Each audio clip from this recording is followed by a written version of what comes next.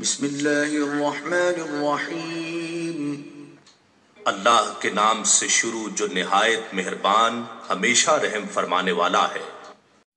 یا ایہا الذین آمنوا اطیعوا اللہ واطیعوا الرسول واولی الامر منکم فَإِن تَنَازَعْتُمْ فِي شَيْءٍ فَرُدُّوهُ إِلَى اللَّهِ وَالرَّسُولِ إِن كُنتُمْ تُؤْمِنُونَ بِاللَّهِ وَالْيَوْمِ الْآخِرِ ذَلِكَ خَيْرٌ وَأَحْسَنُ تَأْوِيلًا۔